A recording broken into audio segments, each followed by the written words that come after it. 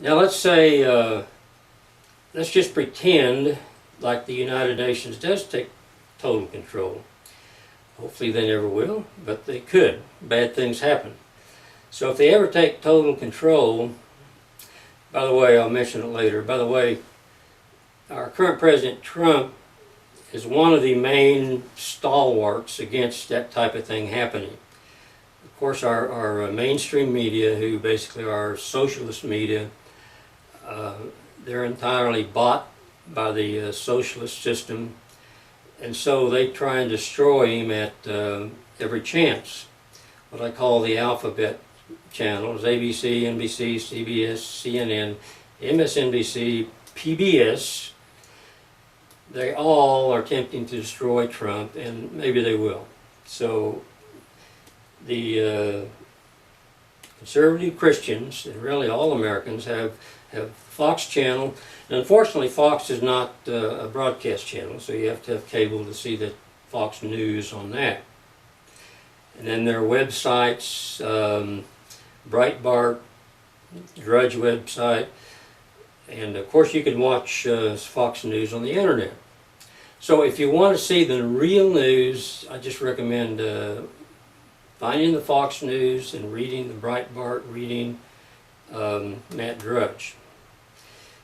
On the matter of fact, on the radio, people say, well, the conservatives, and really when we say conservatives, we're talking about conservative Christians. They go hand in hand.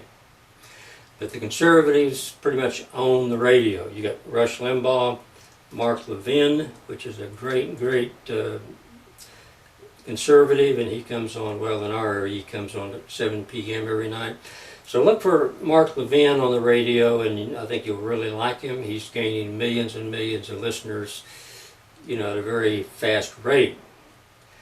To me, Rush Limbaugh is the hallmark. He's still the great one. But his the way he does his shows, well, he himself says you have to listen to at least 2 weeks worth of shows to finally get what he's talking about. Because he enjoys entertainment, he enjoys sarcasm, but then at times he gets down to hardcore conservatism and why we have the best country in the world, or you might say why we had the best country in the world, because we're quickly leaving it.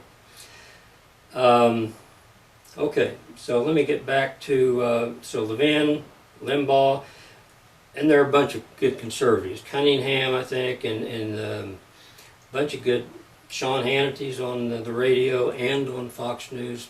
So, I just recommend listening to those, and if there's a mainstream media thing going on, I guarantee you they're lying to you. They're picking and choosing. It might not be an out and right lie, but they're picking and choosing what you're going to see. And that's where the evil stuff happens, because they'll pick one story that you're going to see, and they might say, well, that's true. Yes, but they left out these 10 or 15 other stories that were maybe more representative of the truth and of the Christian principles our nation was founded on. I was just thinking not too long ago, President Trump has these news conferences, several, 20 or 40 reporters from all the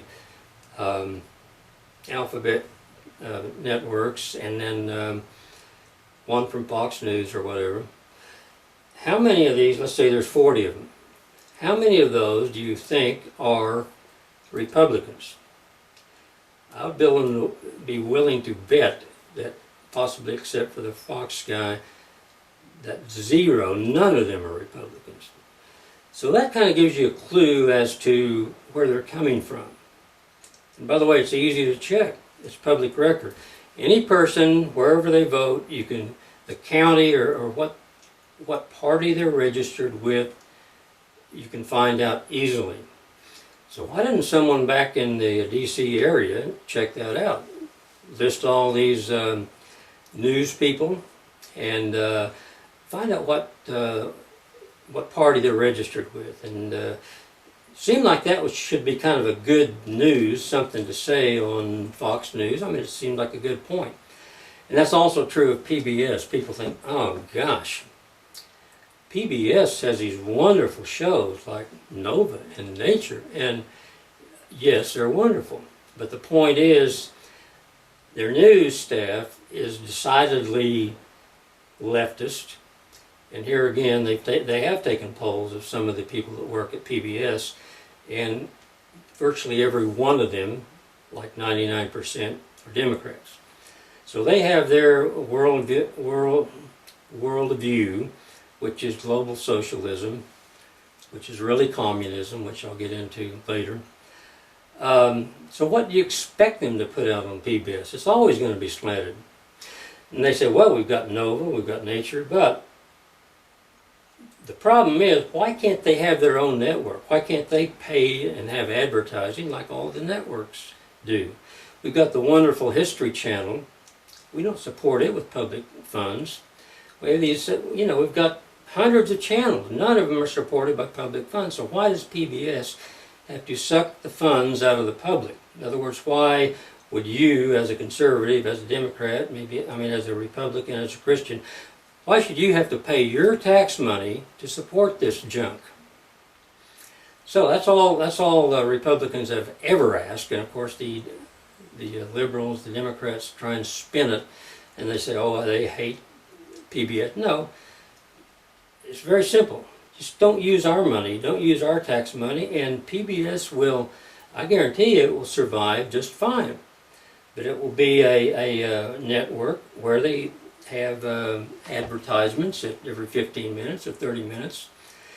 But every other show does. Matter of fact, it's kind of interesting. They were interviewing the star of this British show called Doc Martin.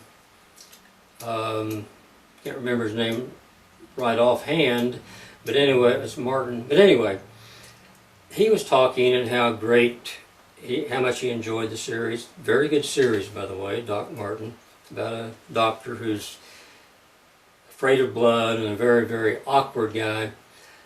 I commented, and maybe someone else would think so, that his character seems almost autistic because he's very, very almost out of touch with people.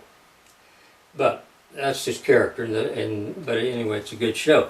But anyway, the actor was talking about how wonderful PBS was for Americans, and he said, well, after all, when we watch Doc Martin or any of the shows over here on our television, we have commercials.